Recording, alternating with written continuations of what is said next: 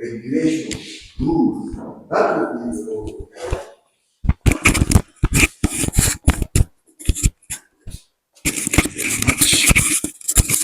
So, the ecosystem ensures that all components of the organization impact on each other. This one,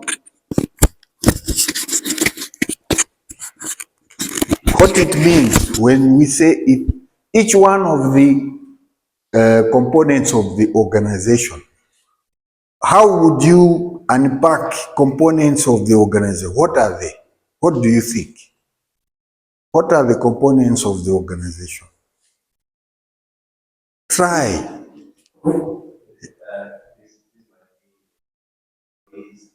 The police?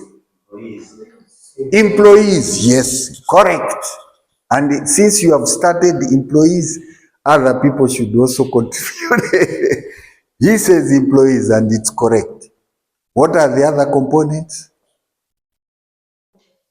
Yes, stakeholders, you are right. Can you give an example of stakeholders?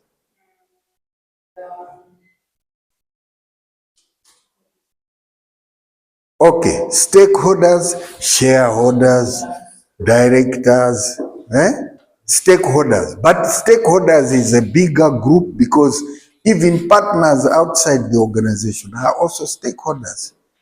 Those people who you work with outside and they are not in the organization. It could be organizations, it could be institutions, they are also stakeholders. So stakeholders is another. What are the others?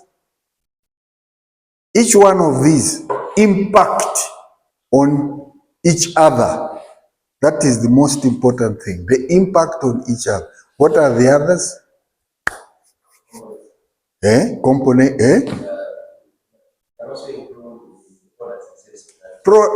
the departments, divisions, and units that provide the products and services are also components of the organization. They call them business, the strategic business units in the organization, right? Strategic business unit. We are going to come up across that as we go. So the ecosystem also helps in creating a relationship that is constantly evolving, within which the organization must remain flexible and adaptive in order to progress, grow, or even survive. In other words, it creates the relationship between employees, stakeholders, board of governors, departmental units, they all interact with each other. But as they interact, there is a kind of evolution. They process things which evolve to come up with products from which you can have progress, the organization can grow and survive. So they interact with each other. Where we insist that the organization should be able to be flexible and adaptive is because if you are strict, I'll give a small example. If you have what you call, you know what a twig is? Twig. You know what a twig is? Twig, simple. Huh? A twig. Do you know what it is? A piece of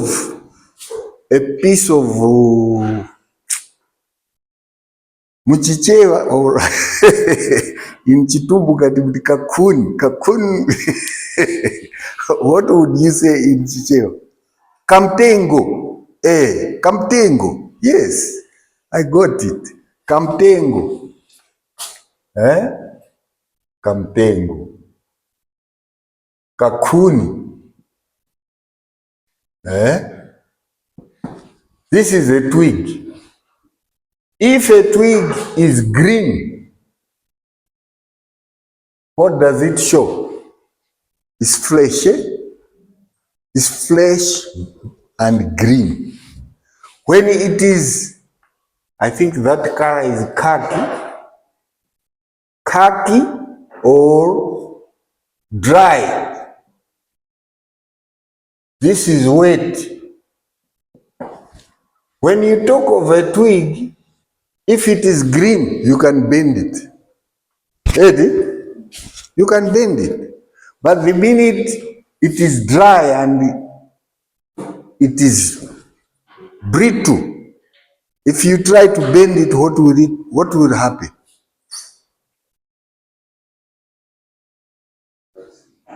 Okay. You know this pen, you are holding a pen, that pen. Is it green or flexible or dry? It's what? It's brittle. It's not flexible. If you try to break it, to bend it, what will happen? It will break. The organization also experiences the same. When you have put up plans, budgets, strategies, goals and objectives, you are saying this is the path we want to travel going this direction. But because of what you don't know might happen in between the end result, you must be open to flexibility, because certain things might happen on the path which will make you what? Slow down, change course, be flexible, be pragmatic, or even they say flexible and adaptive. You adapt. Some changes which may need to be taken must be adapted. I gave you the example of the python. You remember? You remember about the python? It's talking about the same thing. Be flexible and adaptive. And then the concept itself of business ecosystem is thought to help the organization to consider how to succeed in an environment which is volatile. You know, an environment which is always challenging. Any challenge that can be faced in that environment, if you are flexible, adaptive, and pragmatic, you are going to survive. Because the environment will always be challenging and sometimes competitive as well. So you need to be flexible. Now, about business ecosystems, all you need to know is that one, it is composed of a number of components. The ecosystem in business has a number of components. And then the ecosystem is involved in the business of producing goods and services. Members of the ecosystem include customers, suppliers, distributors, competitors, and government agencies. Those others are explaining how the ecosystem operates. So if you understand the ecosystem in that way, it will be fine with me and also with you. Any question about ecosystems? The ecosystems are numerous. There is living, life ecosystem of maybe what you call how the earth and the planets operate. There's ecosystem of how animals in the bush survive. The ecosystem which looks at the environment, making sure that it is conducive for living, and so on. There are many ecosystems. I think you remember, those of you who were lucky to have learned in the old system. Our old system used to tell us that there is a fish, they said a fish eats a tadpole. Tadpole eats eggs. Eggs eat. You remember that one? Yes. You do. That is also part of the ecosystem where something eats this eats the other one, this survives on this one, and it's a cyclic arrangement. And these animals or things depend on each other. So that is business ecosystem. I don't think you need to know more than that. In terms of what I think we did tackle that one, did we? Or we are about to summarize what we understand about what a strategy is. Did we? Did we come to that one? No. All the discussions that we had from the beginning up to now is meant to make us understand that strategic management is a course of action, including specifications of resources required to achieve specific objectives in future. That's what we have been trying to do. Despite the fact that the subject matter is like that, but we went into depth to understand components of strategic management. It also provides a direction and scope of the organization over a long term. It's strategic. The word strategic is always thinking of long-term goals. Long-term, from now and in future, not backwards, which will help achieve the organization, achieve goals and objectives which are advantageous to it for it to survive.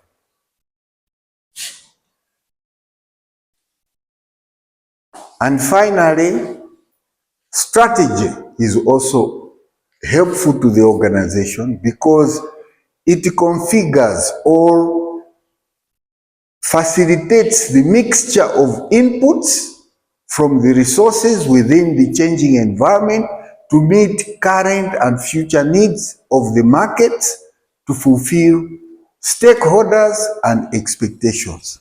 But you remember when we were talking of stakeholders, we said it composes of who? It's all those people, isn't it? When we talk of stakeholders, stakeholders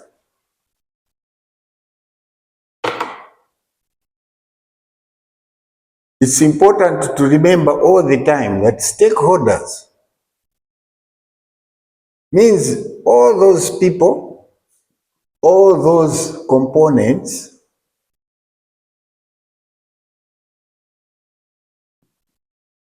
which interact and depend on each other.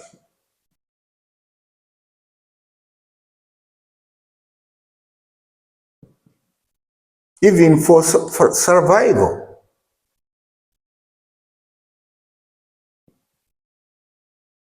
So we have employees.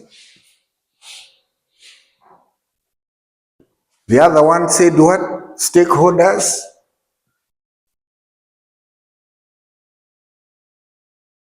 When we are talking of stakeholders here, we went to board of directors, employees, partners.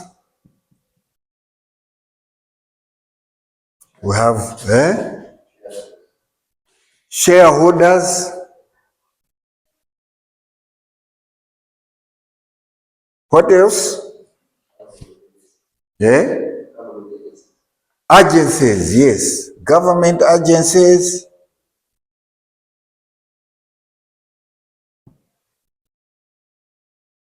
Is that all? Yes. Even customers.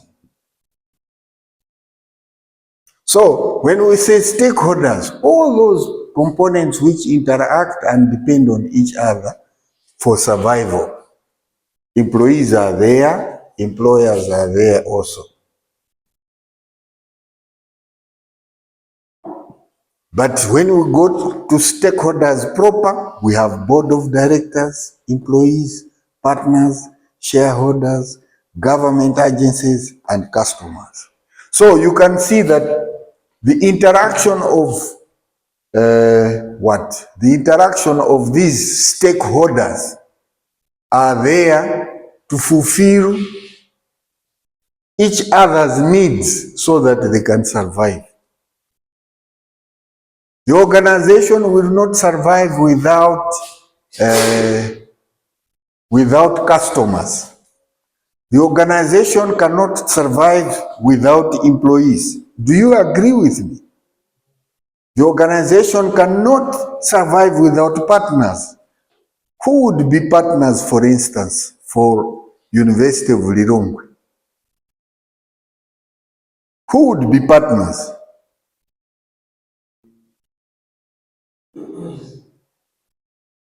University of Lilongwe. Who would be the partners? I think this can be abroad universities. Universities outside Lilongwe University, universities here, because they interact. They have to be speaking the same language. They are producing the same products, isn't it? Even secondary schools, there are also partners because they must produce people who can be eligible to enter into university. Parents, they should also be there, parents. So you find that each one of these depends on the other. Do you think the organization, okay, let me give the example of government. Will government survive without stakeholders who are organizations? Depends on the type of government. Other government Can survive. How? Because of the strategies that government has. Okay, I will tell you that the answer is no, because even those governments will find it very difficult to operate without organizations. Even if they must have some relationship in which the interaction will make government survive. If they won't pay to develop, they need what? Tax. Where will they get the tax? The same government that you are talking to say, no, government can survive without organizations. Where will they get the tax? Which they need to pay themselves their own salaries and also develop the country. They need, there's corporate tax, there's product tax, there's VAT, which they get from organization. And what they collect from there makes them survive. So invariably, no matter how we want to take it, the bottom line is that none of these can survive without the other. There is always interaction. They come up with rules, regulations, and so on, so that they can collect tax. Mugamapita kumashopu kuja kwa mwenye. When you buy something or ShopRite, what do they produce? A receipt on which there is what? VAT. VAT is tax being collected from you to go to government. So government has to survive because of organizations. So are we clear about what we now understand as strategy? The simple idea of long-term goal. You don't put up a strategy for the past, it is for the future, right? So that is strategy. If that is clear, let's now start a new thinking about our strategic management. Some of these we have already come across, but when we come back to them, we want your understanding to go a little bit deeper. Come converse pamene, a little bit deeper, a little bit more than what you already had. First is levels of corporate strategy. In fact, it's levels of strategy, not corporate strategy. I should correct it. Levels of strategy. I will correct it. It's levels of strategy. So the first one is corporate strategy. The second one is business strategy. And the third one is functional strategy. There are those levels in each and every organization. There's the corporate strategy, the business strategy, and the functional strategy. When we look at the corporate strategy, it raises the question of which business, what markets should we be in? In other words, corporate strategy is concerned with bringing in the broad policies, goals, and objectives of the organization. Mukumva? Broad. If it is a strategy of this college, what would you think would be the corporate strategy for University of Lilongwe? What do you think?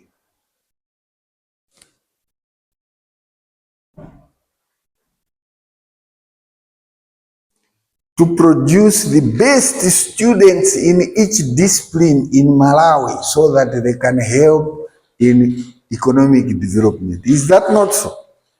Don't you think that is the corporate strategy for this? Otherwise, if they say we want to produce poor students, no. But the best students who can contribute towards economic development in Malawi.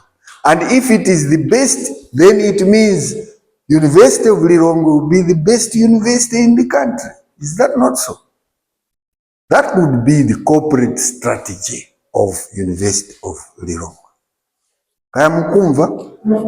So it will come up with ideas on how they can have goals, objectives, and strategies, small strategies or sub-strategies on how they can make Lilongwe University the best university in the country. Kazi kumveka? I'll give you an example. In that corporate strategy, usually there is what we call the constitution. I repeat these although they are dealt with elsewhere. Articles of association, is that not so? You remember constitution? You do. You remember the means of orderly behavior and conduct?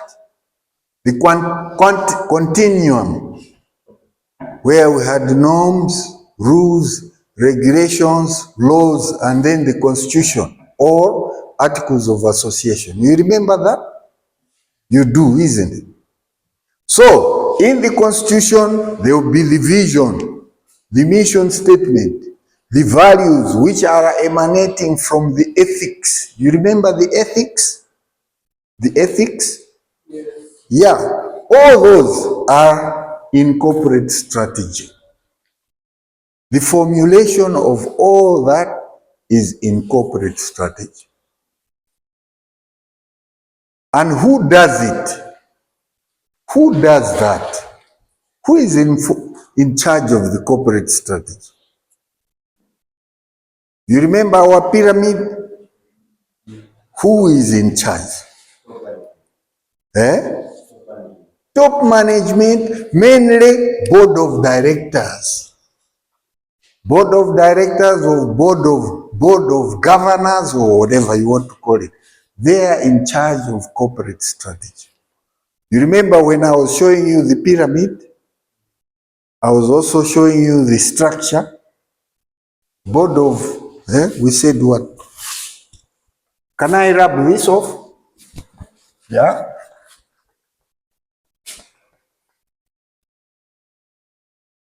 Kamtengo, twig.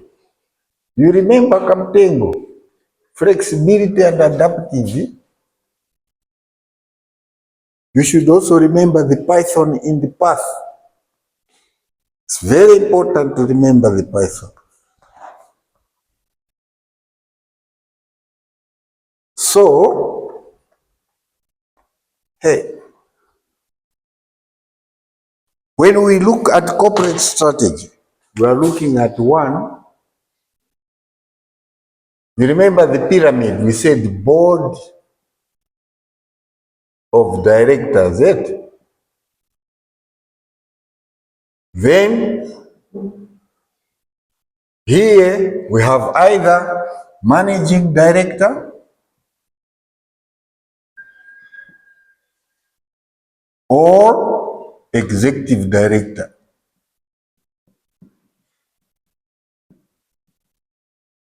These two, they are almost like overlapping, but they are not the same.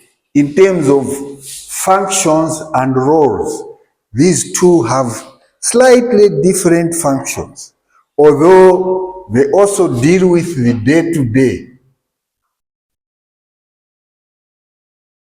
day-to-day concerns of the organization.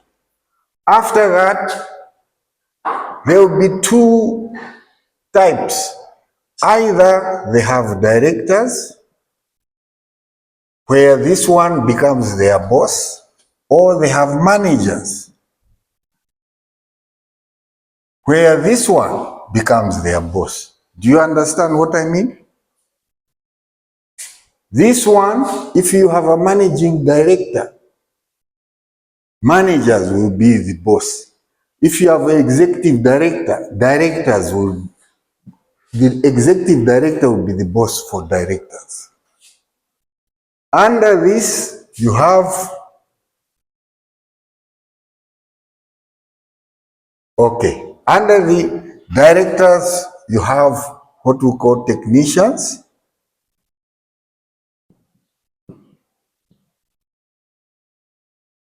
Okay, under these you have skilled and semi-skilled.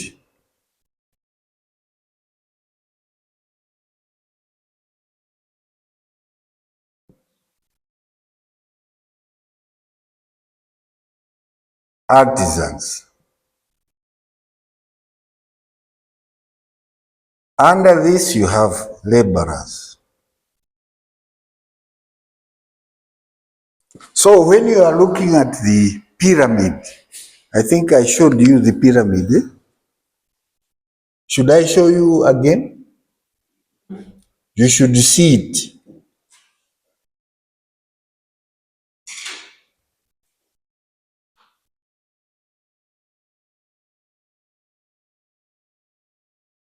You remember this pyramid, right?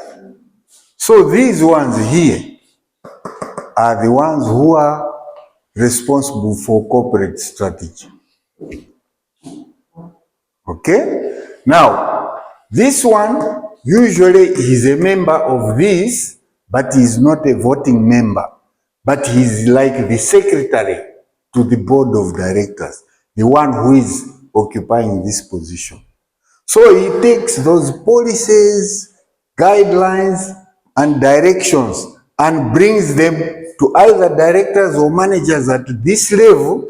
These are the levels, level. Brings them to this level to unpack, to make those broad strategies, guidelines, and put them into perspectives, into individual components. So if we are talking of University of Lilongwe, right? You have board of directors. Yes? Then you have here, who is here?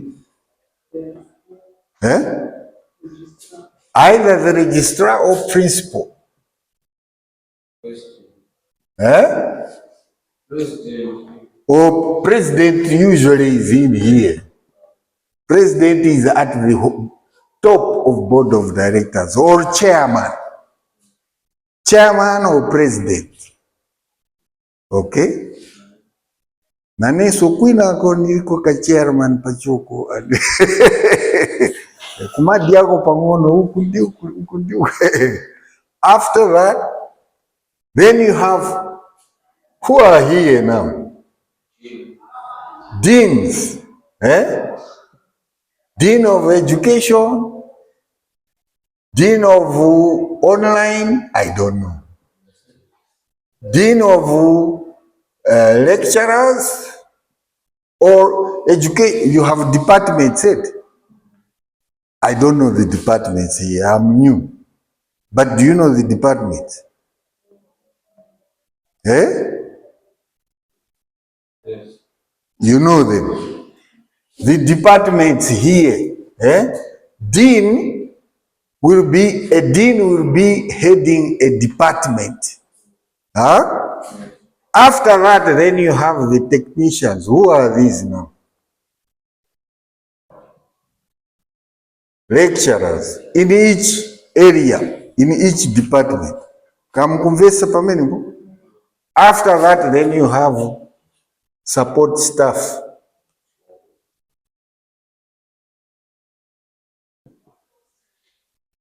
So, but in here, you find that there are certain areas which are supportive of the main goal of the University of Lilongwe, like finance,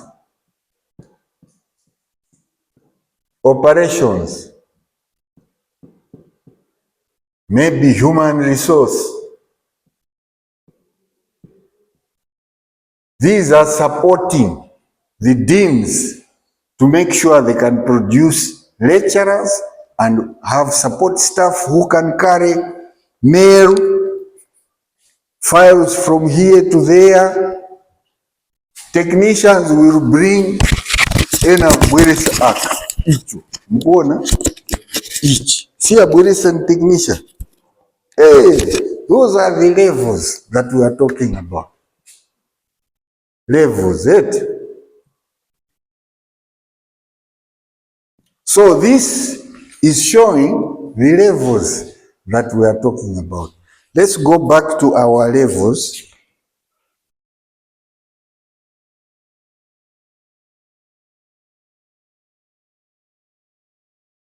If we go back to our levels, we have had the corporate strategy. What about the business strategy? Here it involves considering acquisition and diversification of those broad guidelines, and we will see what the organization needs in order to carry out business, and what it will be involved in is planning and programming. In fact, apart from planning and programming, there is an element of interpretation of those broad guidelines. Okay? Interpretation is important. Interpretation of those broad programs to convert them into plans and programs. Once they have the plans and programs, that's when they can come and have deans. See, there will be program for education, program for psychology, program from information technology, program for strategic management, whatever. You understand what I mean? So the deans will be in charge of that. The technicians, I've told you. Skilled and unskilled artisans, of course, zikayamba kuonongeka izizi. You need people who can come and fix them, isn't it? There are people at the bottom. They are also very important stakeholders. Who cleans? Who makes sure that this room is clean? Who makes sure that something is not going haywire in the toilets and so on and that kind of thing. There are people, everybody is actually contributing. So there is that business strategy level. Then the third one is the functional strategy level. The the functional strategy, we will look at the corporate strategy and examine what it does, what it has given as guidelines. And it will enter, after unpacking that, to come up with new industries and develop products and services for the organization. So there is an element of interpreting programs and projects into functions. That's the most important thing. Now you are bringing the programs into functions. When it is functions, it means things that the people will be able to do. You know what a function is? Yeah? The things that people will be able to do. Let's unpack these three types of strategies. I just want us, before we go to those three, let's look at the type of strategies that we have looked at. Corporate strategy, that strategy that provides overall direction, guidelines, and control. I've already said that. Business strategy, a strategy that typically defines how a company intends to compete in the market. Then functional strategy, which we just said, is that which is to break down the business strategies into strategy business units, which constitute functional goals and objectives and create departments, divisions, and units. So it's here where you have departments, we would call it what? Departments, divisions, and units. But as you remember, when we are looking at strategy, these units which are broken at that level, they all interact to produce goods and services. Then we have operational strategy, which is a support strategy, where this focus is on the company's management team, employees, operations, and markets. What it does is, operations is to ensure availability of the resources in the organization. These resources include, one, the management team, employees, actual operations, the equipment, vehicles, and cars, and also the markets out there. The last one is what we call transcending level. It's a level on its own, but it transcends into all the three levels that we have talked about, or is it 4 levels? It is transformational strategy, which is to consider any changes needed for improvement.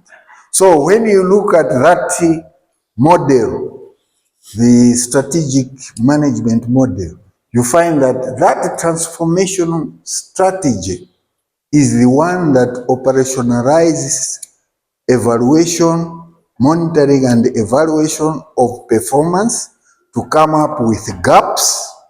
And those gaps, it is fed back to corporate strategy or the people in charge of corporate strategy to see whether there is need for changes to improve on production and services. Are we clear there? To unpack each one of them, let's say corporate level strategy. We understand that corporate strategy at the top raises the question of which business and market should we be in. Like here, University of Lilongwe, which business will we be in? Education, isn't it? Is University of Lilongwe interested in mining, or is it interested in agriculture? This one is in education, right? It's in education. And then this is described in our constitution, articles of association, and in the vision and mission statement. So this is to try to put it in writing, to say, when you are talking of corporate level strategy, most of what will come out of corporate strategy will be found in the constitution or articles of association, in the vision and the mission statement. So these are broad futuristic goals for the organization. It therefore means there will be need to raise question of which business and market should we be in. As we said here, if it is University of Lilongwe, we'll say we'll be interested in education, providing education. Then it says it involves considering acquisition and diversification, and will consider our organization as being a more than one business. Do you understand? Here is where, when you ask that, you answer that question, you start thinking, okay, if we are in education, which areas are we going to educate people in? Then you start agriculture, education, social psychology, strategic management, business administration, and so on and so forth. As you come up with that list, that's when you come up with what we call the departments, divisions, and units. Finally, lastly but not least, it involves considering acquisition and diversification, and we'll consider our organ as being, I've already said that. But the last one is, it will therefore be concerned with entering new industries or new businesses, expanding existing industries or businesses, and may also consider dropping or leaving other businesses or industries. Why will it consider also dropping some of them? The journey from A to B in that path is allowing the organization to be flexible and adaptive. If the environment changes, they can decide either to enter into new business, but related to the original business, mukumva, the original goal, or enter into new business or expand existing business. Expand it, because we have seen the market is doing very well. Our products are very popular. Therefore, we can expand. Or even leaving out old, in fact, it's old industries or old business, existing business, those that are failing to come up to our standard. Mukumvesa bwino bwino. Zikuveka zimene. So that corporate strategy is very, very important in any organization. That's why you find that when you start business yourself, you go to government to say, oh, I want to register my company. I think some of you are already thinking about coming up with companies. Government will tell you, okay, you want to register a company? Yes.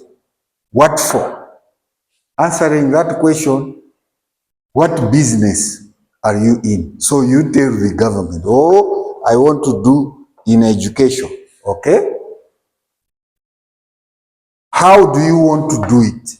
Then you tell them, okay, what I will do is I will line up with a number of things that we are interested in. Then they will tell you, come up with your constitution or articles of association. Do you understand? And in the constitution or articles of association, there will be the vision and mission statement. Normally it's the vision, mission statement, and values. As I said, values emanate from the ethics that are affecting that kind of area. Okay? So that becomes very important for corporate strategy. What about business or management strategy level? That one we have already seen. We have also seen business level strategy involved in considering what is to be acquired and diversified. Once an organization has selected the market for its goods and services, the organization must develop a plan to be successful in the market. That plan which you must come up with, you should consider, is it going to succeed or is it not going to succeed? In fact, the implication is that you must come up with a research into the market. Is your business going to make profit? Will it survive against competition? Once that is done, you are able to come and decide what business you are going to do. Right? Secondly, the organization will aim at competing successfully in the individual market that the organization has chosen to operate. I'll give an example of a lady who is selling tomatoes. Tomatoes, Pansika. In fact, a lady will buy tomatoes and sit on the road. She's selling tomatoes. After 1 week, you find that now there are 2 or 3 ladies also selling what? Tomatoes. After that, you find that after 2 weeks, 3 weeks, there are 10 ladies there. They are now, at first, the market was only monopolistic. It was only her supplying all these people here. But now there are 10 people. That first lady, the one who came and started the business of tomatoes at first, for her to survive, what should she do? What do you think she should do?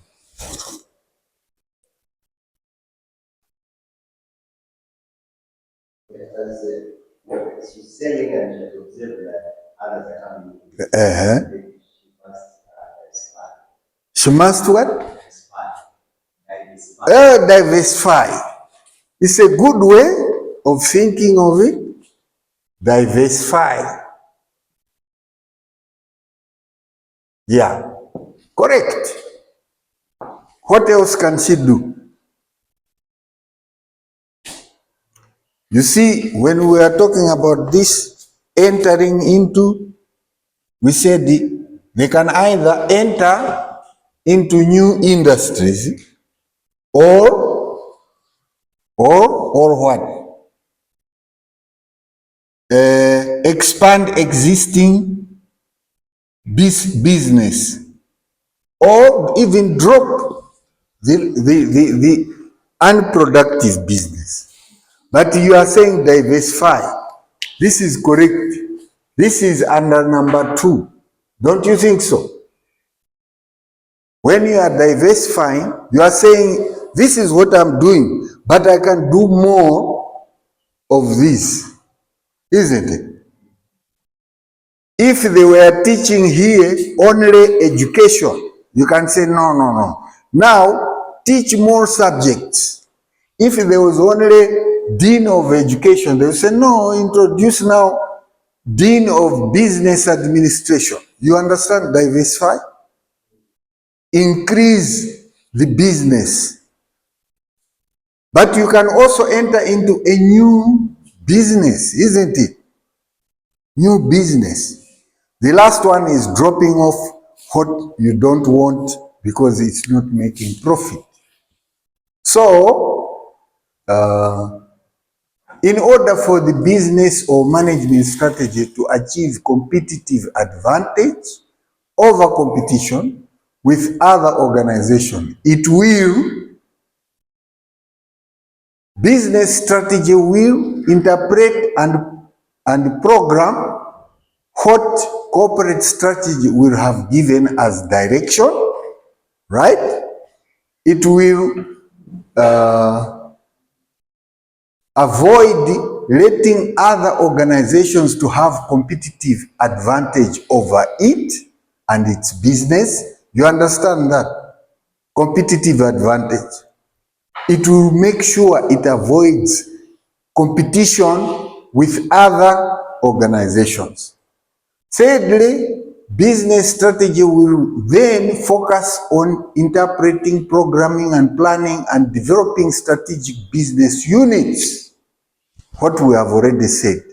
But what is important in that example of the lady, one, she can come up with a new product in the same business, okay? Two, she can diversify. Three, she will drop off any of her business which is not making profit. Now, this lady selling tomato, she has seen there are 10. Their tomatoes are all the same size. And everyone is getting tomatoes from Salima huku Timagura tomato pa Salima hapo. Kudoa eti. She will stop getting her tomatoes from Doha. She goes to Bembeke. Because from Bembeke they are bigger tomatoes. Is that not so? What she is trying to do is to have competitive advantage. She brings the tomatoes from Bembeke. The other 10, they are only having small tomatoes. But with her, she has bigger, nice tomatoes. She has already gained what? Business advantage. People, they will come, they see small. Hey, no, they come to this lady. In business, this is very critical. When you start business, think deeply outside the box. If there is competitors, if there are people doing the same kind of business, what is it that you can put in your business which is going to be unique and different from the others? Mukumva pamene? Tikuziwe kuti muntu mmozi wagura minibus, winanso wagura ina, later on 10 minibuses. How do you make sure that your minibus is better than the others? There are a lot of strategies that you can think about to make sure that yours is better than others. I'll give you a very good example again. You know, we have coach lines in Malawi. Coach line, eh? Can you mention them? AXA, Eddie? Tours, eh?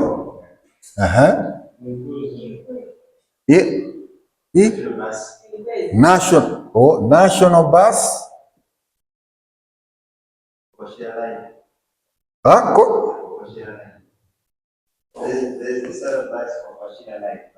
Oh, okay. Whatever. What's the other one? So. Ezekiel. Ezekiel. Chikwezo. Tinkweze. Timkweze. Okay. Ezekiel. I don't know. Anyway, you have AXA, TUA, National, so. Ina ijama dijan. Kwezi. About Kwezi kai. Kwezi. These are all coach lines. There's a lot of competition flying between Blantyre and Karonga, Chan. So, in order for one of these to think of what could I do to have a better and higher competitive advantage over the others, what should they do? Buy an electric bus. Electric bus. Somebody says buy electric bus. I like that one. Electric bus.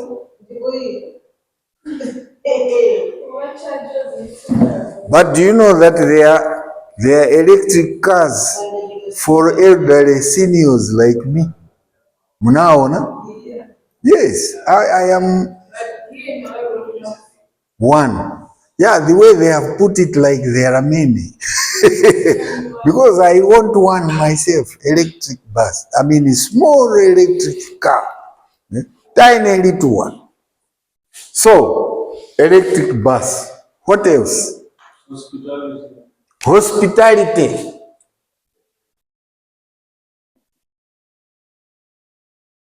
China. Price. Yes. Price. Very important. China. Time management. Punctuality.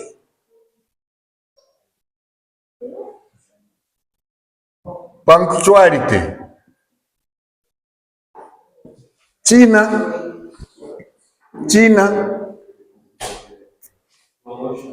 Promotion. Yes, in terms of saying, we are having promotions, the tickets are now cheaper. You understand? 5 times, 6 times, 8 free. If you have traveled 5 times, 1 ticket will be free. So we understand promotions. And we said if you travel 5 times, 1 ticket will be free. Okay? All these are strategies to make your business, your area of business, unique from the others. How are you today? Fine. 6 years? Yeah.